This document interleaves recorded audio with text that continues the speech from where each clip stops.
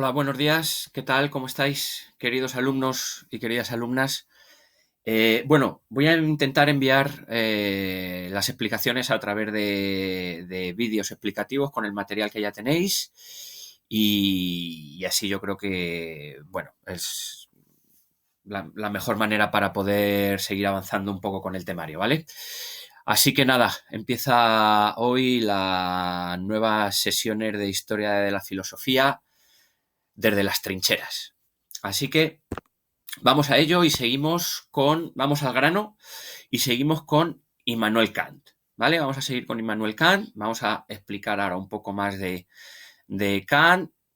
Voy a retomar un poco por donde nos habíamos quedado, ¿vale? Tenéis todos este PDF que os envié para que lo leyerais y vamos a seguirlo un poco a través de estos apuntes, ¿vale? Retomo un poco, lo cojo un poco desde el principio, ¿vale? Haciendo un breve resumen de lo que habíamos visto y vamos a intentar avanzar día a día con estos vídeos, ¿vale? Cualquier cuestión me la hacéis llegar a través de Chromebook, sí, perdón, de Chromebook, a través del Classroom, ¿vale? Bien, pues a ver, habíamos empezado con Kant y recordad que Kant trata de hacer una especie de ver los límites del conocimiento humano. Es decir, qué podemos conocer científicamente y qué no podemos conocer científicamente. Y para eso lo que hace Kant es una investigación del conocimiento, es decir, de cómo conocemos los seres humanos. Entonces, sabiendo cómo conocemos los seres humanos, podemos marcar los límites del conocimiento y saber qué podemos conocer científicamente y qué no. Recordad que lo que no podíamos conocer científicamente es lo que Kant llama la metafísica, porque según el proceso del conocimiento, el objeto que estudia la metafísica no se puede conocer científicamente. ¿Vale? Bueno, vamos a ver ahora poco a poco. Vamos a ir leyendo y vamos a ir explicando, ¿vale? Empezamos aquí al principio con una pregunta, ¿no? ¿Es posible la metafísica como ciencia? Bueno, pues ya sabemos la respuesta. No es posible la metafísica como ciencia. Lo que Kant se pregunta a continuación es cómo es posible entonces la ciencia. No se pregunta, como hacían filósofos anteriores, si es posible o no es posible la ciencia. Según Kant, la ciencia evidentemente es posible porque, por ejemplo, Newton lo ha demostrado. Es decir, sí es posible el conocimiento científico, pero la cuestión, lo que trata de explicar Kant es cómo es posible. Y a eso se dedica en la crítica de la razón pura durante 800 páginas, ¿no? Entonces, sigo leyendo. Resulta fundamental saber si los temas tradicionales de la metafísica pueden ser tratados científicamente. Dios, el alma y el mundo. Pues bien, Kant dice que, o sea, esto es un spoiler, ¿vale? Kant dice que no es posible tratar científicamente las cuestiones que trata la metafísica. Entonces, ¿la metafísica no es posible como ciencia? Pues a ver qué función tiene. Lo vamos a ver luego ya al final del pensamiento de Kant, ¿no? Entonces, escribe la crítica de la razón pura, que es donde trata la cuestión de la teoría del conocimiento. Y dice que supera al empirismo de Hume y al racionalismo de Descartes, entre otros, porque dice en un primer momento que todo conocimiento empieza en la experiencia, pero no todo conocimiento es mera experiencia empírica. ¿Vale? Según Hume, el conocimiento empieza y termina en la experiencia. Según Kant, empieza en la experiencia, pero no termina en la experiencia. ¿Vale? ¿Por qué? Porque en el conocimiento interviene el proceso del conocimiento consta fundamentalmente, según Kant, de dos pasos. Primero, los datos sensibles, que eso es lo a posteriori, lo que percibimos. Recordad que el término a posteriori significa perceptible a través de los sentidos, ¿vale? Por lo que percibimos a través de los sentidos. El conocimiento empieza por los datos sensibles y luego hacemos una estructuración de esos datos. Nosotros hacemos esa estructuración, ¿vale? Nosotros estructuramos los datos que percibimos previamente a través de los sentidos. Por eso para que haya conocimiento científico es imprescindible que lo percibamos previamente a través de los sentidos. Si algo no lo puedo percibir a través de los sentidos, no puedo hacer conocimiento, no existe conocimiento científico de eso. Por eso, como ya os dije, la metafísica no es posible como ciencia, porque el objeto que estudia la metafísica no se percibe a través de los sentidos. Por lo tanto, no podemos estructurar esos datos, ¿no? Entonces, la forma en la cual estructuramos esos datos que nos llegan de los sentidos, es decir, la forma en la cual cambiamos, modificamos para poder entender lo que estamos percibiendo, la máquina que tenemos en los sentidos y en el entendimiento que cambia y que estructura los datos que percibimos, esa maquinaria, eso es lo a priori, ¿vale? Esa forma de estructurar los datos en Kant es lo a priori. Lo a posteriori es lo que percibimos y lo a priori es la máquina que, una vez que hemos percibido esos datos, estructura todos esos datos para entenderlos, ¿vale? Creo que esto más o menos en las últimas clases quedó más o menos claro, ¿vale? Y ambos elementos, tanto los datos sensibles como su estructuración, son inseparables en el acto del conocimiento. Y además, según intentamos conocer, lo hacemos automáticamente, ¿no? Entonces está el conocimiento a priori y el conocimiento a posteriori. Fijaos, según el racionalismo, y esto nos suena por lo que hemos visto de Descartes, el sujeto puede conocer sin necesidad de experiencia. Recordad que Descartes criticaba los datos de los sentidos porque nos han engañado alguna vez, ¿no? Entonces, el sujeto, diría el racionalismo, podemos conocer sin la experiencia. ¿Qué respondería Kant al racionalismo? Que es imprescindible y que necesitamos los datos sensibles para que la razón le dé forma, ¿vale? Para que la razón le dé forma. Y el empirismo nos dice que el conocimiento es solo experiencia. ¿Qué responde Kant entonces al empirismo? Dice que esto es insuficiente, ya que los datos sensibles necesitan la estructuración que hace el sujeto. Es decir, el conocimiento no es solo experiencia, sino que necesitamos esa, entendedme, Kant no utiliza este vocabulario, pero esa especie de máquina que estructure todos esos datos. Por lo tanto, el conocimiento no es solo experiencia, va un poco más allá, ¿vale? En la última sesión os expliqué también que a esto se le llama el giro copernicano que da Kant en la teoría del conocimiento, ¿vale? Porque, bueno, recordáis que según Copérnico descubrió el heliocentrismo y el punto de vista del observador, la Tierra, gira en torno al Sol, ¿no? Está girando en torno al Sol. Entonces, hay que tener en cuenta el movimiento, la posición del sujeto que conoce para poder saber cómo es la realidad. Por eso en Kant se le llama giro copernicano, porque ahora lo importante no es cómo son las cosas, sino cómo las conoce el sujeto, cómo las conocemos nosotros, ¿vale? Entonces lo importante ahora en la teoría del conocimiento es cómo conocemos nosotros, ¿vale? Leo. La tradición anterior a Kant sostenía que el conocimiento se sustenta en los datos que nos da la realidad. El acto del conocimiento antes de Kant era pasivo, ¿vale? El sujeto parecía que no aportaba nada, sino que recibía la información de fuera, ¿no? Y ahora con Kant es el objeto el que está regido por la facultad de conocer del sujeto. Es decir, el sujeto, yo, es lo importante en la facultad de conocer, ¿vale? Por ejemplo, tenemos aquí un ejemplo, la mesa. En cuanto es conocida, poned el ejemplo en vuestra casa. Mirad vuestra mesa. Miro la mesa, observo la mesa y en cuanto la observo, yo ya la estoy estructurando, ¿vale? Yo ya la estoy cambiando, la estoy modificando. La estructura que tengo aquí, que es lo a priori, cuando observo algo que es lo a posteriori, ya empiezo a cambiarlo para estructurarlo y para poder entenderlo, ¿vale? Ahí es donde está la clave del conocimiento científico. Bien, y llega Kant a una cuestión, bueno, muy importante. Para poder investigar todo esto, trata de ver cuáles serían los juicios, los enunciados que hacen posible la ciencia, ¿no? nos dice Kant, ¿no? La ciencia se formula mediante juicios. La ciencia se formula mediante juicios. Mediante lo que serían, pues bueno, enunciados, ¿no?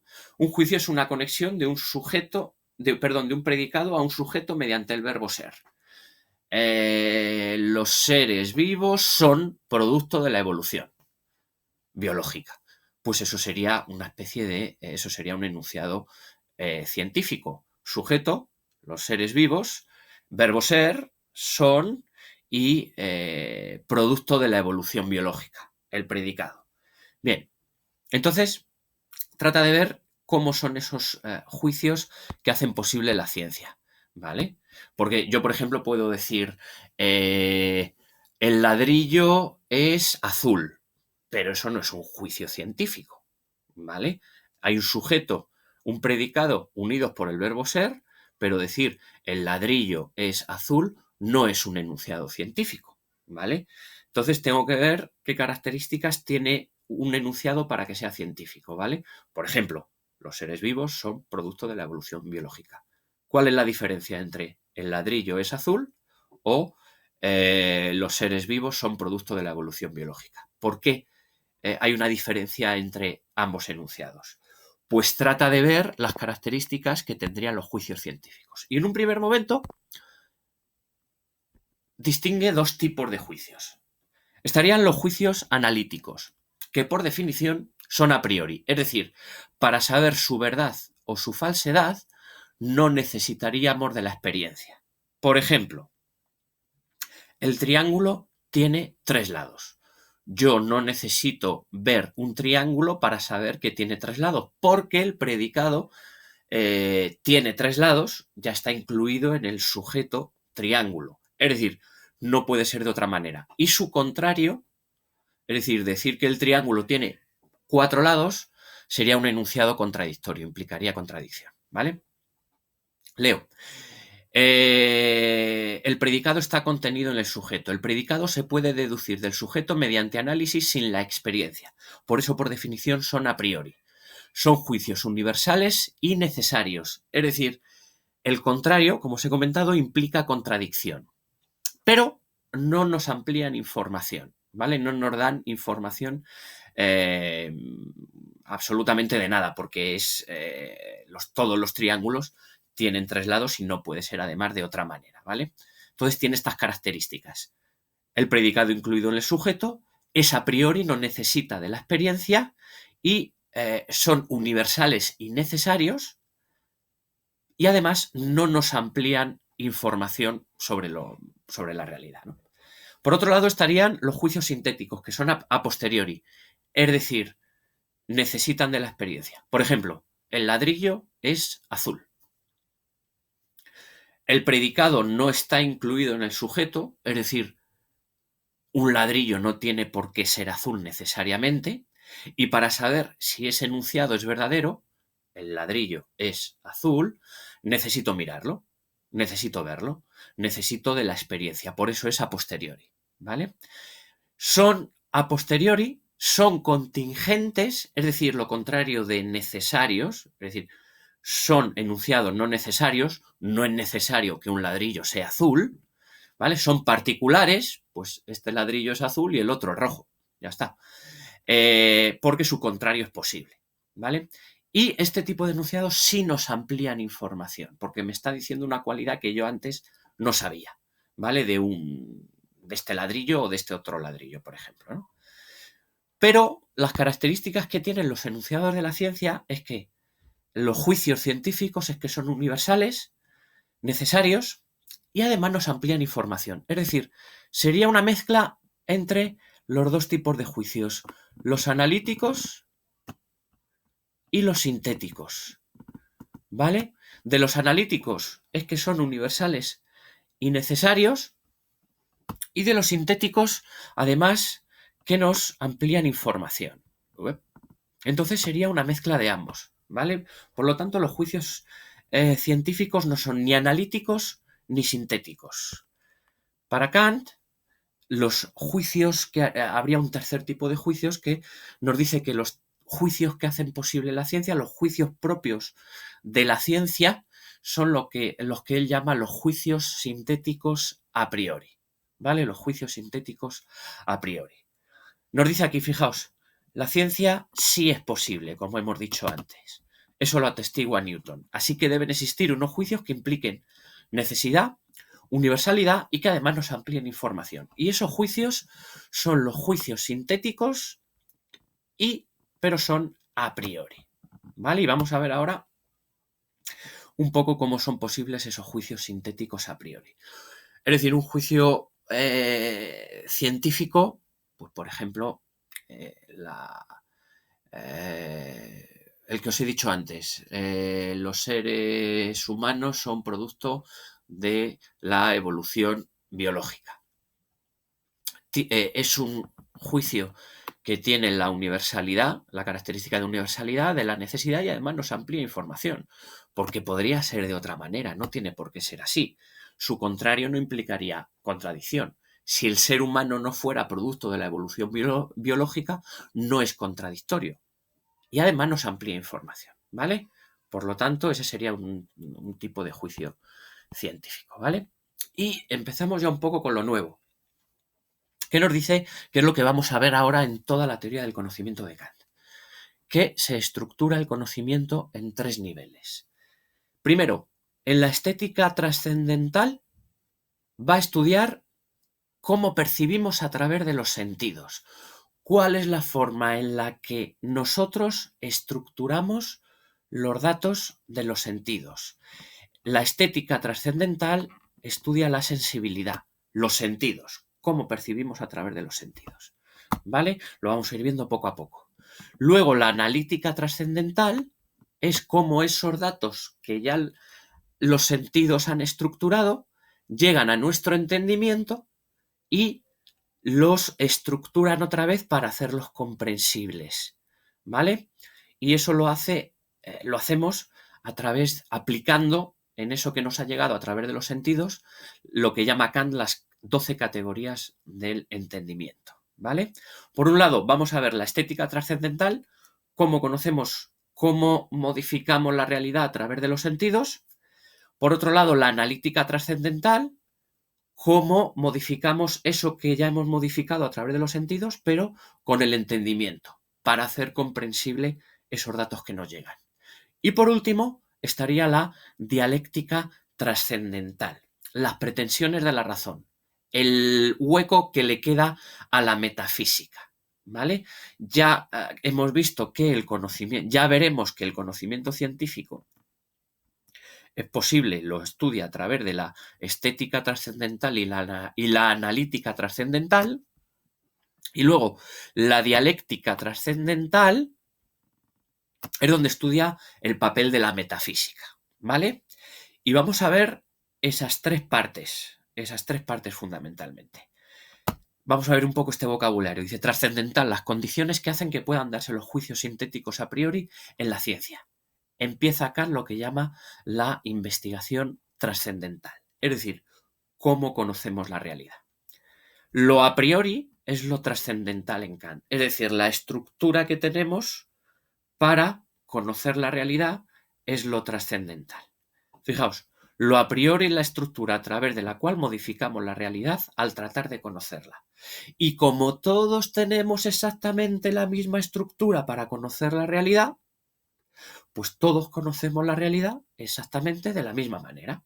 Por lo tanto, la ciencia es posible, es universal, es necesaria y además nos amplía información, ¿vale?